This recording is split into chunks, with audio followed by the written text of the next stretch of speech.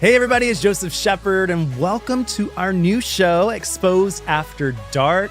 We bring you a little bit of the old Exposed mixed with some little After Dark flavor. And today we have the absolute excitement of welcoming Aurora Matrix from Canada, Drag Race Season 4. Exposed After Dark with Joseph Shepard. With tonight's special guest, Aurora Matrix. Yeah. Oh my gosh, Canada's had so many seasons now. Yeah, the Canadian content is pumping out, and I'm so excited. It's coming. It's coming. Well, before we get started with this interview, I want to take the time to showcase my jacket. This is made by Small Town Weirdo. Every day I have a different horror character on my jacket. So let's take a look. What do we have right here? Wow. Little Ryan Felipe. Blah, blah, blah, blah, blah. He looks good. Yes. And what are you wearing? Ooh, I'm wearing a little Y2K, little red outfit. Red is my color. Yeah, red is It's your my color. signature. It's my Red is your signature. moment. Yeah, and just like a cute little updo. Got some jewels, got some rhinestones. Nothing, just something a little simple, you know? Yeah. You had a great season. Thank you. Loved watching it. I will say that your lip syncs, you turned it out, girl. Always. You had your moments. I think, was this the first season of Canada that had the Lollapalooza technically? Yeah, it was the first time on the Canadian franchise that there was So some cool. type of Lollapalooza because we love hockey. It was the lip sync slay-offs. Yes. And going into that, I think that was the moment I was like, oh, I'm going to be in the top for this episode. I'm not going home. I'm going to have so much fun. And that was my favorite episode that we filmed. Yeah. It's one of the only episodes I can just rewatch over and over again because there's absolutely no trauma in any of that. What's an episode you can't watch? Well, the finale, for sure. It's a little triggering. And also the makeover. Those last Yeah. 2 episodes, I started to really feel like, ooh, I think I'm slowly being edited out. You felt it in the moment? Yeah. Yeah. Especially with the makeover. There were so many moments that I knew were caught on camera, but after getting that letter from my parents, everything else didn't really make it onto the episode. And I was like, interesting.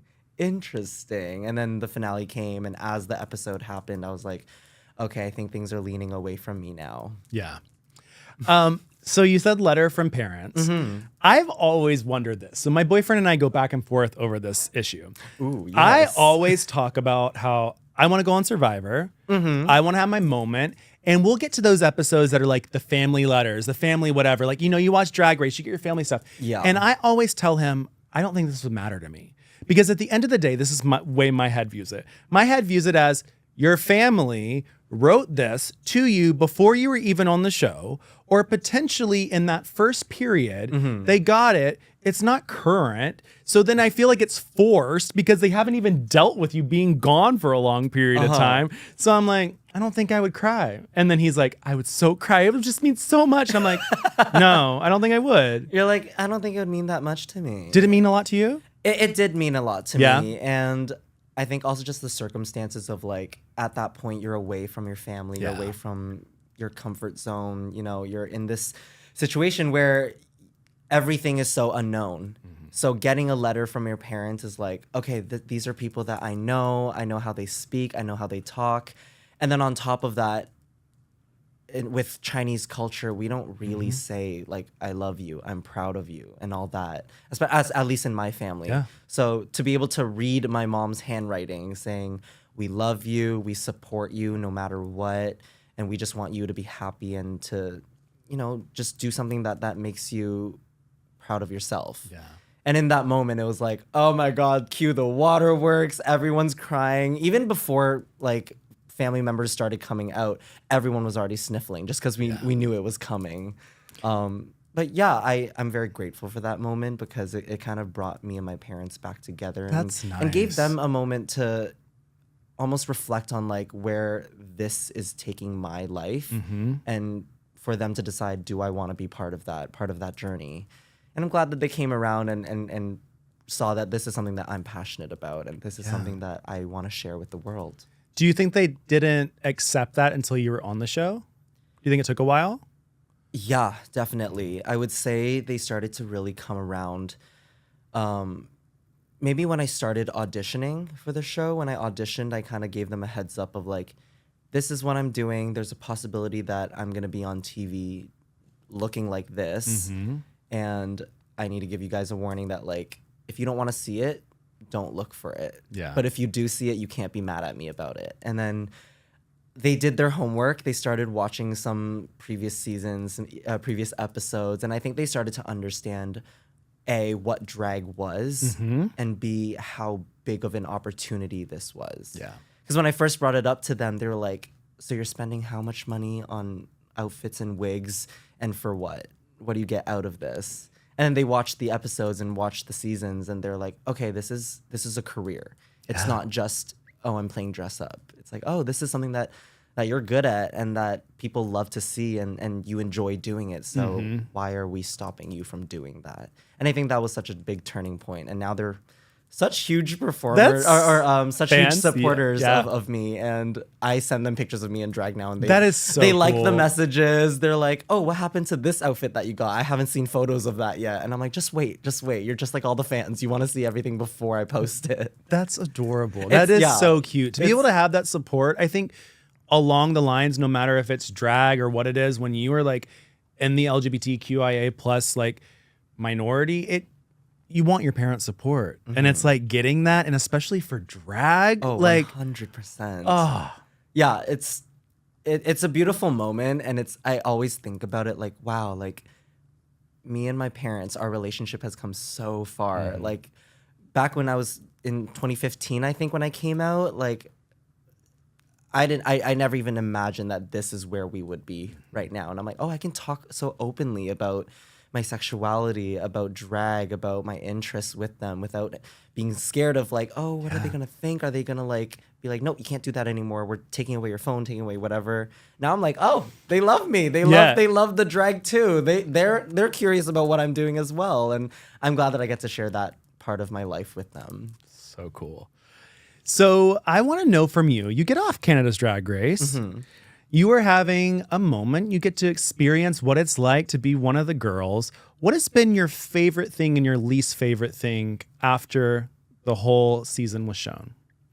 After the whole season was shown, I think one of my favorite things is honestly meeting the fans, and especially Asian individuals, queer Asian people, when they come up to me and they tell me like, oh, I really related to your story. I'm like, that's my job's done. Yeah. Like growing up, I've always wanted that role model. I always wanted to see myself represented on TV and media, and I never had that. So now that I have that opportunity to share my story and have other people connect with me and be like, you know what, you're not alone. Like I've been through this. I've done my work to try to get to where I am, and I want to show people it really does get better if you're just patient and you just try your best. That's all I can say. Like try your best, because who knows? You never want to shut down any opportunities that come. Oh no. So it just takes time.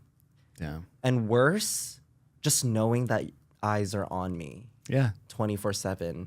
Whatever I post on my story, anything I tweet, anything I say at shows, people will take it literally, anything I say. So I have to be careful with how I joke about things, or even just like the people I interact with. It's like, it's all about like reputation now, Yeah. and like what people's histories are. I'm just so much more aware of social media presence, and it is daunting at times. I'm just like, holy crap, like I have X amount of people on this live right now watching me. If I say something, they might be recording. They might post it somewhere and take it out of context. And that's scary sometimes, but I don't know. I guess that just comes with the quote unquote fame or gay fame.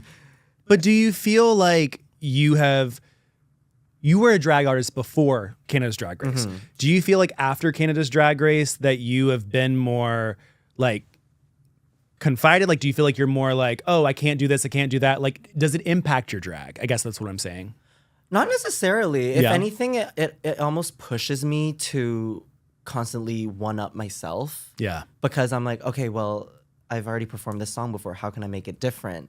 What can I do to stand out amongst all the other incredible performers that are around now, both on Drag Race and just girls that are just in their respective cities. Yeah. Right? But I think it's been overall pretty positive, just because I'm always trying to do better and be better than the last time I was in drag. It's like, what else can I do to elevate myself, to make myself have a new wow factor? I love that. Right? That's like the best thing when you like have something that you love and just being able to like keep building upon it. Yeah. And be like, what's the next thing that I can do? Like you said that, you know, you can be a little stifled by people's opinions or what's going to happen if you want to like, you know, tiptoe around things, but being able to be creative and to be able to like put something into it and push yourself, like that's the biggest gift. Like that's so cool. 100%. And I feel like I've also learned to just be more forgiving with everything. People are gonna comment on the photos. They're gonna say what they feel about me and like whether they like me or not. Like that's their opinion. If I'm enjoying what I'm doing and if I think that what I'm doing is incredible, that's all that matters to me, really. Yeah. Like you can like me or you can hate me. I'm just doing me. No, it's true. I'm just enjoying myself over here. Yeah. My boyfriend always tells it to me like this way. He's always like, you will watch a horror movie, because we've been talking about horror movies, or you'll watch any type of movie. I love films. And he'll be like, you'll be a critic of it. Like you will critique certain things about it. And he was like, and you do that whether you know that you're doing it or not. And drag is technically like the same category. So you are critiquing things. Do you have to let it be known online? No, you don't have to. And it kind of like, it's an art that's going to be critiqued, whether you like it or not. Somebody's going to give an opinion. Somebody's going to put whatever they want in the comment section, but you kind of got to be like, what I made was the shit. You know, like, this is my shit, whether you like it or not. Exactly. This is my shit, and I like it. Well, even like on the show, I look back at my runways and everything, and I'm like, you know what? I may not have had the biggest budget. I may not have been able to execute the exact look that I wanted to do, but it's the thought and the story behind it. I was able to bring my culture into so many of my runways, and I know that going into the show, that was one of my main goals, was like, how can I incorporate my Chinese culture and tell a story and bring my childhood and what my parents taught me and kind of like mix it into my drag and find my own style with it. And I feel like that's my way of also honoring my parents, honoring my culture, my history, and just being like, you know what, I'm reclaiming the trauma of being in a religious, traditional Chinese family and being like, you know what, like, I'm going to take all the good things of that and apply that to Aurora and create this persona that people can look up to and be excited about, you know? that. And I get excited about Aurora as well. When I finish the makeup, I'm like, oh, okay, I'm ready for the gig. I'm ready for whatever I'm about to do. Do you feel like you outside of drag are the same in drag, or do you feel like you're putting on a whole nother persona? It's not a whole other persona, but it definitely is like a... Amplified? Yeah, it's a little zhuzhed up. Like, in drag, I definitely have a lot more confidence. Not that I don't have confidence out of drag, but in drag, I will just say what I want. Yeah. Like I'll walk into the room and I'll know like, oh, people will part the way and I don't have to say, excuse me. You know, it's just like, there's just this extra energy that's like, I'm in drag. People know I'm here. If I walk through the crowd, people will part the way and they'll say, hi, Aurora, how are you? Versus when I'm out of drag, I'm like, okay, I might have to introduce myself first and just take that extra first step. But I've been learning and trying to take that confidence in drag and just apply it to my everyday life. Because at the end of the day, I am myself, and there's not that big of a difference whether I'm in drag or out of drag. Yeah. It's just that I might be a little more sassy, or I might just have a quick comeback that'll be like, ooh, I probably wouldn't have said that if I wasn't in drag, because it might come off as mean. Yeah. But at least in drag, it's like, oh, she's a bitchy girl. Yes. Yeah, you know, there's just that little attitude that's like, oh, but it's forgivable. It's kind of like you're letting your inner thoughts out. Yeah. You're like, the filters the kind of filter's gone. dissipate a little Yeah. bit. And I'm like, okay, I'm just gonna say what I want. Well, we're going to take a break. When we get back, Aurora's going to spin this bottle. Are you ready? Ooh, I love Spin the Bottle. Have you played Spin the Bottle before? Oh, it's been a long time, but yes. Exposed after dark with Joseph Shepard. Do you know what my favorite thing to do after dark is? Sex. I said it. And now that I got you thinking about it, now that I got your attention, let's talk about Freddie, the #1 rated and most inclusive PrEP clinic. PrEP is a pill that you take daily, and it reduces your risk of acquiring HIV. With Freddie, you can get your PrEP prescribed online, get it delivered to your door. It is discreet, so you don't have to worry about any of that. And it's also free for over 90% of Freddie patients. With 100% virtual consultations, you get your prep prescribed online and delivered to your door discreetly. I mean, what more can you ask for? Freddie even offers DoxyPep, which can be used to enhance STI prevention. So get started with Freddie's 1-minute prep questionnaire at gofreddie.com. That's GOFREDDIE.com to see if prep is right for you. And let's get back to the show, and you can think about what I'm doing after dark. Exposed after dark with Joseph Shepard. And we're back. I am here with Aurora. We're about to play Spin the Bottle, but before we do, this show's called Exposed After Dark. Mm-hmm. What is your favorite thing to do after dark? Favorite thing to do after dark? Oh, after a gig, when I get home and I'm a little bit wasted, I may have smoked a little bit, so, you know, a little loopy, and I get that Uber Eats, I will sit there naked with half my face on. The wig might still be on too, and I'm stuffing my face. It's a guilty pleasure. If I have other people with me, I don't do it. Yeah. Just because I'm like, I don't want people to see this side of me. It's kind of gross.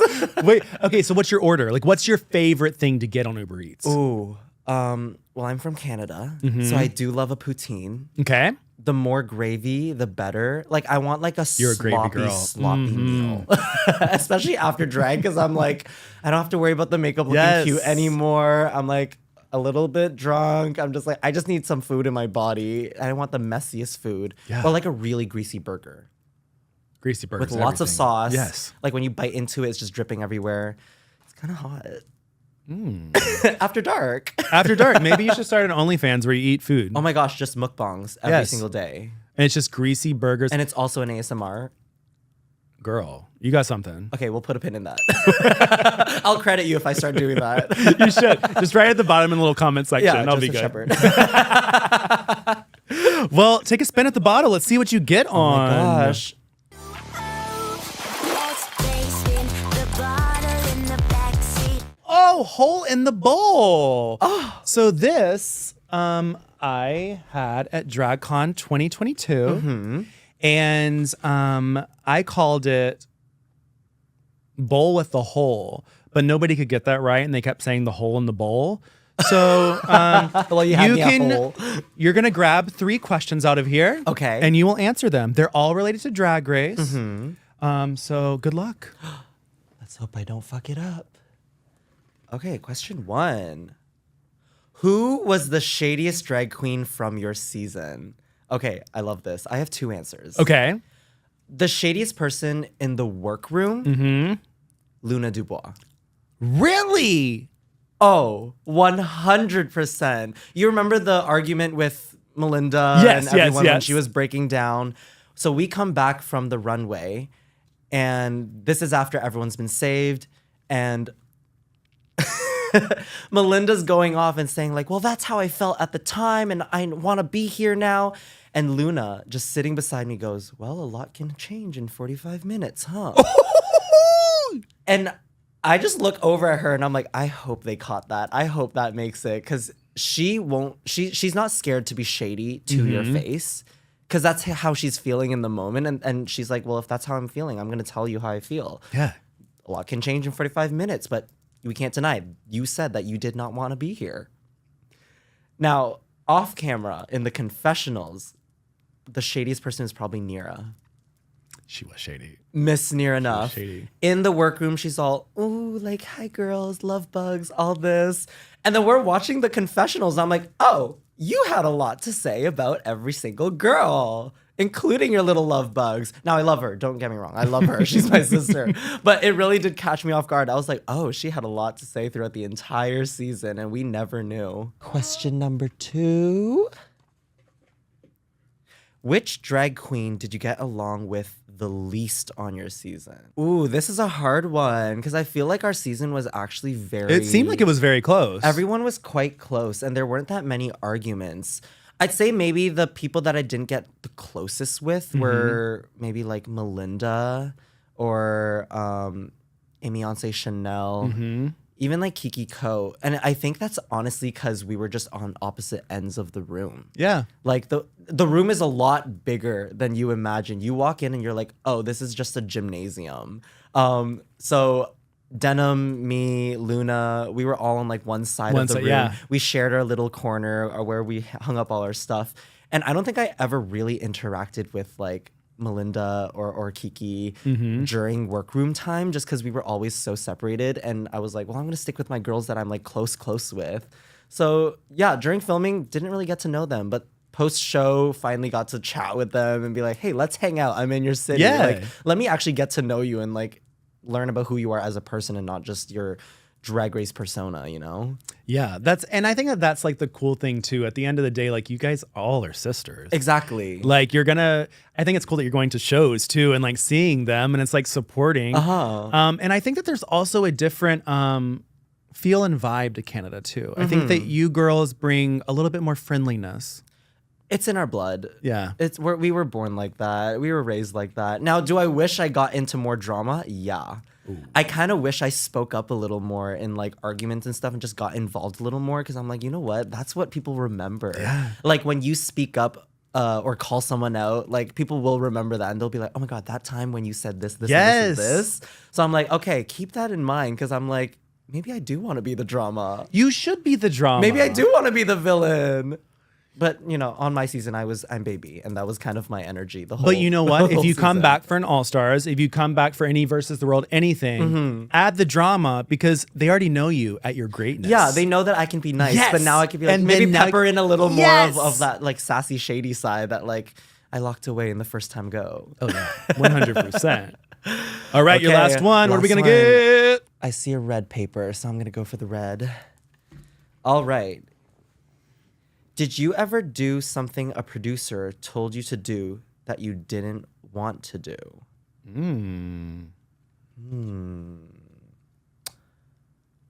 Honestly, no. I mean, we had one makeup time where they were like, okay, we're going to be talking about love, sex, and relationships. Like that's the topic. And I usually don't really chat about that stuff publicly. I don't really want to bring in like relationships into my drag just because it's so separate. Yeah. And I am constantly trying to find like a balance between work life and like my personal life. But I just remember in that moment, they're like, okay, Aurora, are you single? And I'm like, well, you asked me this yesterday and you asked me this last week. We haven't seen anyone new here on set. Like, who's coming through? I'm like, how is my answer gonna change? The audio guy? So yeah, I think maybe like that moment where I was just like, I don't really have anything to contribute to this conversation, but you're asking me to talk about it, so I'll give you the bare minimum. The pillow in my hotel room. Yeah, the pillow in my hotel room, the guys on HGTV. Some of them have really big arms, and I'm like, You're like, oh, yes, thank you. I'm like, lift me. That is true. But the producers did say that they loved when I would react to other people's stories. They came up to me backstage and they would be like, Aurora, we love it when someone's telling a story and someone stops doing their makeup and turns and makes like a face. And you're really good at that. And I'm like, well, I'm an actor. I'm a good listener. I'm always reacting if I'm not acting. Yeah. So yeah, I don't know. That's my answer. But I like that. Yeah. You just play along with it. You just play along. Honestly, like if you make a big deal out of it, that's when they'll have issues with you. Yeah. You just gotta go with it. You hear stories about like, oh, talk about so-and-so's dead mom. It really is like that. Like everyone's happy-go-lucky and be like, okay, we're gonna talk about coming out stories. And then suddenly everyone's crying. And you're like, well, we have 20 minutes left to do our makeup. Like, let's wrap this up. Audio, mic me up, please. Yeah. Let's go. Because your makeup's in a fucking water. So Exactly. Exactly. Well, we're going to take a break. When we get back, we're going to have another spin the bottle. And plus, we're going to learn 2 lies and a truth. Oh. Ooh. Exposed after dark with Joseph Shepard.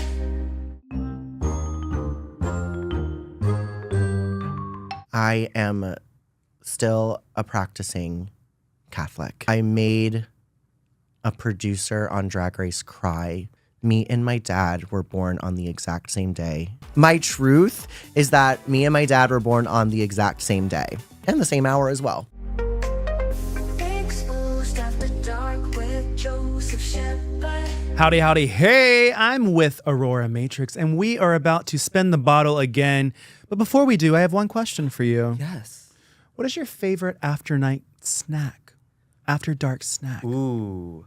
I have a huge Nutella obsession. Really? Yeah, and I don't even love chocolate, but something about Nutella just What's like the hazelnut? it's so good. Mm-hmm. So I will usually just sit on my couch, take a slice of bread, and just like slather like a thick layer, couple bananas. Do you toast the bread or no? No, I just Okay. have it soft. Okay. Couple layers of bananas in there too, and I'll probably eat maybe like 3 or 4 Nutella sandwiches in one sitting. How are you so skinny? Drag, it's just cardio 24/7. That's true. I love to joke that I have no upper body strength. I'm just legs. I have core strength, I have leg strength, but my arms are as noodly as possible. I can't do a single pull-up. During Pride, I did a gig at a CrossFit gym, and they were like, Aurora, do you maybe want to try to do something? And I was like, okay, let's give it a try. Literally holding onto the bar, and I'm like, I can't lift myself. You're like, up. I'm just gonna They're like, you're not swing. trying. I'm like, no, I promise you, I am trying. I like open my hands and like they're red from gripping so hard.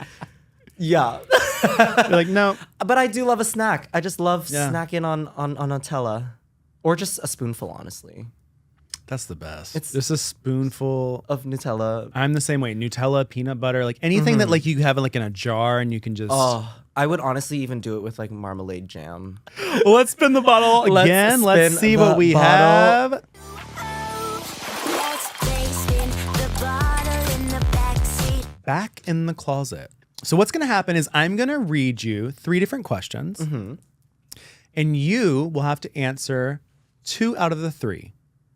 One of them you can choose to send back in the closet, Okay, I like that. but you won't know the 3 up front.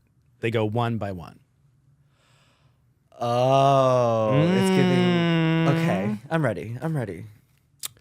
You were the only queen in your season to have more than one win. Do you believe your record should have landed you the crown? I do believe that. I think my track record was like a really good drag race journey.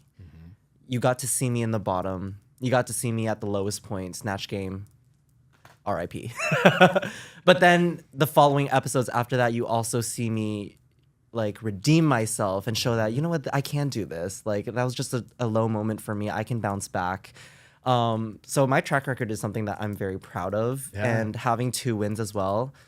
I loved it. I won the girl group challenge and the Ruse Girl challenge. Those are things that I know I do well at. So it was just so validating to be like, oh, I was in the girl group challenge. I was in the Yes. Rusical and I did well in it. So thank you very much. I mean, if we were judging off of what my opinion was, I honestly thought you were going to win. Thank you. I think that Me a too. lot of people did. I literally walked into it and I was like, hey, finale, she's getting this, she's getting that crown. And I was like, what? Yeah, and then as the episode goes, you're like, ooh, it's not looking good for her. Yeah, I was there like, oh. Oh, could you imagine how I felt watching it in front of a live audience? Just like, this doesn't look good. So doesn't did look you good. film 2 wins? Yeah, there were multiple. So there was the endings. potential, and you were sitting on that secret for a while. Oh yeah, potentially. so it's fun sometimes thinking about there is footage of me winning that will never be seen. I will never see it. It's gonna be locked in the vault. Maybe they already burned the fucking footage, but it was a very exciting time of being like, okay, maybe I could be the one. Maybe I could be the one. And you know what? It didn't work out for me, but there's so many more opportunities for me to showcase my talents, my drag. It's true. And here we are in LA. In LA. Or you could be like the winner of this season and end up on the next All Stars. Next up, we. Okay. Who is the most difficult queen that you have worked with and why?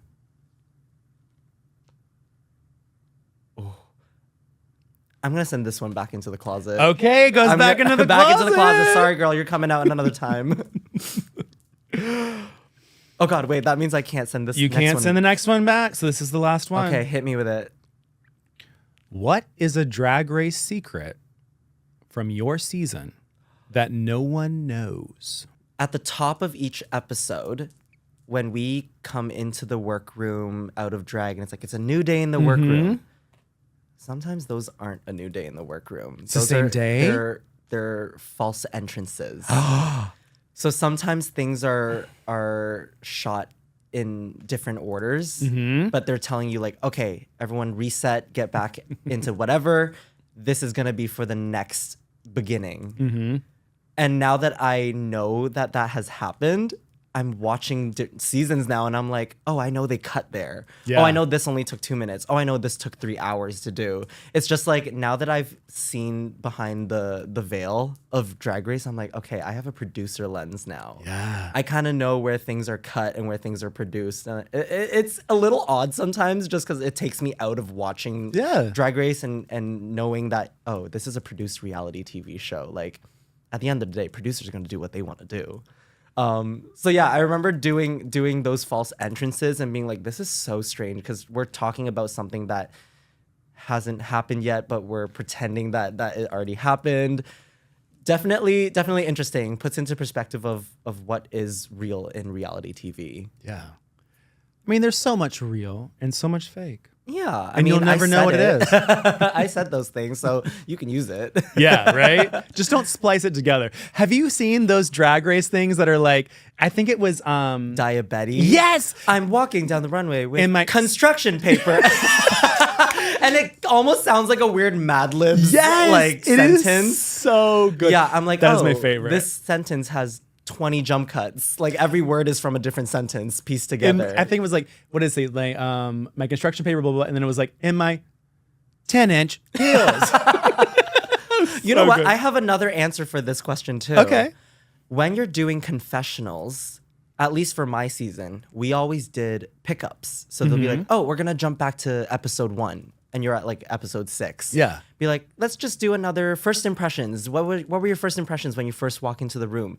So you're recounting things from like 2 or 3 weeks ago, and you do them over and over and over again. Every time you do your confessionals, if you have extra time, they might do like, okay, we're gonna do a pickup for this episode, or let's do another soundbite for this moment, or give another description for this runway you did. Just because why not? And watching it back, I can sometimes remember saying certain things and being like, oh, they took that out of context. They took that and placed it here and copied and pasted it. So again, with the whole producer lens thing of being like, Oh, you get it now. I know how the magic works now. And maybe it's not as magical as you think. The editors are great though. They're doing so much work. And like the fact that they're able to do it so seamlessly, I'm like, good on you. You're making me like TV magic right here. Are you ready for some TV magic? TV magic, I'm ready. I have some pictures from your past. Oh. And we are going to chat about them. Tell me what it was like in the vibe and the moment, where you were as a person, as an individual. Trip down memory lane. Number 1. Oh. I think this might be the oldest picture on my drag Instagram. True. So this is from Halloween of, I want to say 2016. So this is about a year after I had come out. My parents were kind of iffy about me playing in makeup, but I was like, it's for Halloween. It's creative. And I remember going to school in high school with this makeup on and everyone just being like, I didn't know you could do makeup like this. That's cool. And that's because I've always practiced in my bathroom just back at home before my parents got home from work. And I would hear the garage open and be like, okay, gotta wash it off, go make my food. I was just eating this whole time. But Halloween was always one of those only opportunities that I got to play with makeup and like go in public. Cool. So, wow, looking back at that, I'm like, wow, the drag makeup was always there.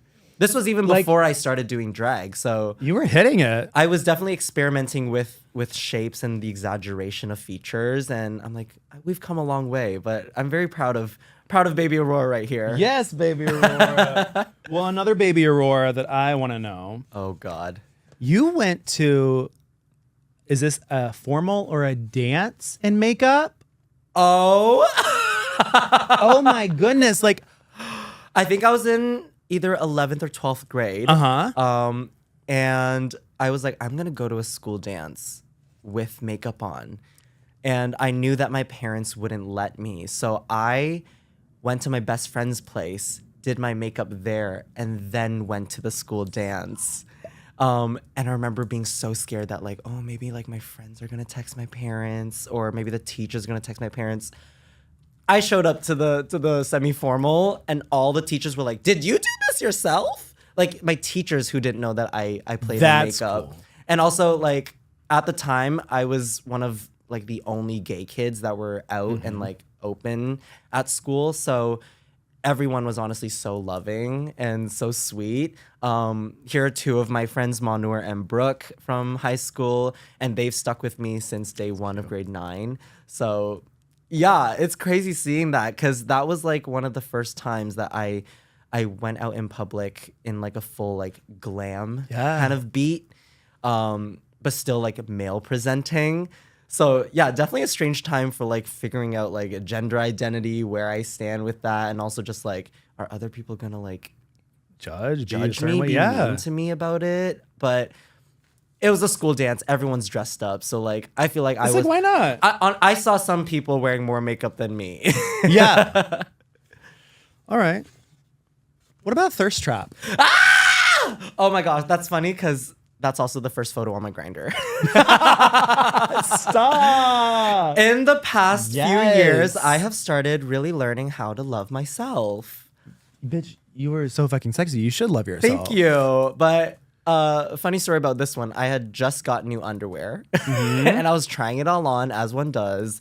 And I was like, I look really good. I need other people to know that I look really good right now. So Isn't that the best feeling? most of the time, if you see me post a thirst trap, it's just because I'm really feeling myself in Yeah. that moment. I'm like, I need someone to validate me. And it's weird to like send it to like like an individual Yeah, person and yeah. be like, look how good I look. And it's like me not wearing any clothes. So Yeah. I'm like, at least if I put it online, it's like, ha ha ha. This Yep. is just public for fun.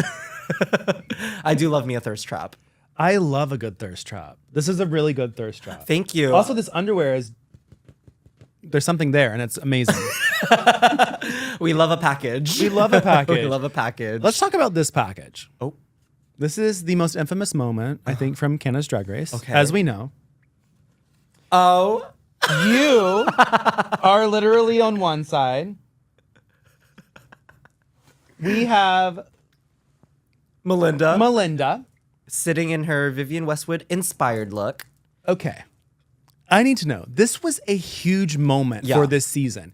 Literally, I think that whether she was insane, crazy, thought some one, two ways, she made a good moment. Literally. You either show up and you do the fucking challenge or go home. I just hope you can't ever say that again. Why can I not say what I just said? I said what I said. No, you That's can't how say I that you said don't. how I felt. And she saved me, and I decided not to decline because this person here showed kindness on that fucking stage. And I needed to reciprocate that with gratitude. And that's Okay. why I said, We're doing it. I love Melinda. Fuck this noise. I'm not here for it. Well, we're not here for it either. Fuck. But I would like to know from you, when you were in this moment, what were you thinking? My- What was my going through your POV. head? What was your POV? Yes. Okay. I was safe during this episode. So I was so in the dark with everything that went on during critiques. So everyone came back. Some people were super happy. Some people were not. And then I noticed that Melinda was just so quiet at first. And she usually is very outspoken. She's a bubbly person. And then she starts talking about being a punching bag. Fuck the judges. Fuck you. Fuck them. And I was like, oh God, this girl's about to snap. Like, she's had it. And I don't even think it made it on air, but she flipped the table twice. She flipped a table? She knocked over the tables in front of us. Not once, but twice. And it was the most like gentle. It was the She was most like, "I don't gentle wanna get in knockover. trouble." Because we're still Canadians. We're pretty Yeah, polite. yeah. So we're not trying to like cause chaos. But she gently knocks over the table, walks out, fuck this shit. This isn't for me. All that. And then 20 seconds later, I think I'm good to go back in. And in the moment, I'm thinking, she's crazy. Like, she's crazy. Looking back now, I still think she's crazy, but with good intention. She means well. And I truly think in that moment, she was at her lowest, so vulnerable. And maybe in the moment, she really did feel like a punching bag, like they only had negative things to say about her. But now I'm also like, keep in mind, the judges are there to judge. Yeah. It's a reality TV show. They're gonna say things that are gonna egg you on to get you to get to that moment. Now, my only regret, I wish I involved myself more. You should have. I wish you were so silent. Well, my whole thing was like, I'm just gonna stare straight down the camera and just be like, this is happening. This is really happening right now. What did you think of her Vivienne Westwood inspired outfit? The fact that it was one jacket, I was like, oh. I think there was a confessional clip of Kit and Caboodle going, it's just one jacket? I thought it was 4. I think we all thought it was multiple jackets put together. But turns out she was just, I don't know, she was tailoring it. And she's very proud of it. And I'm very proud of it for her too.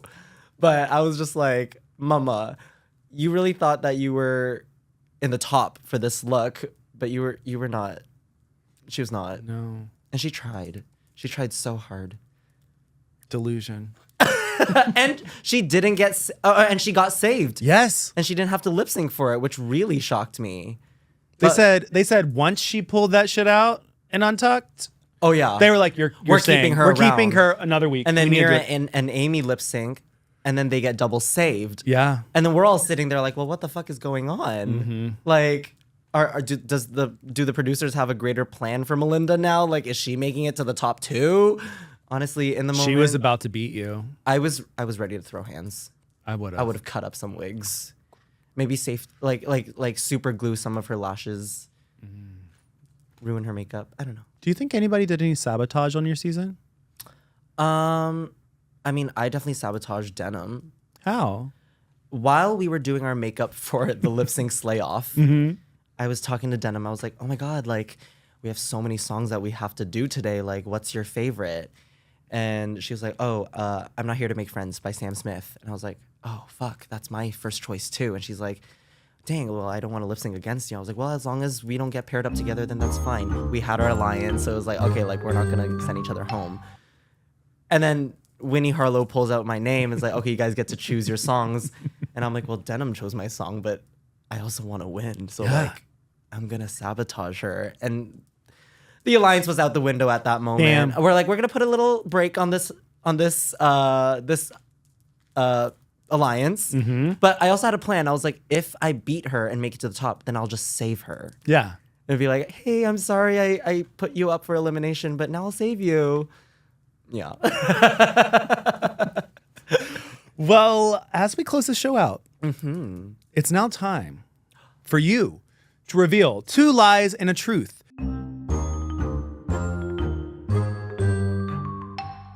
Aurora is going to say 3 statements. 2 are false, 1 is true, and we will figure out which one is true at the top of next episode. Are you ready? I am ready. All right, spill it. Okay. First one. On set, we were only given Popeyes to eat during filming for the entirety of filming. When we were back at the hotels, we could eat whatever. But on set, we had fried chicken provided to us every day for lunch break and dinner break. Okay. Okay.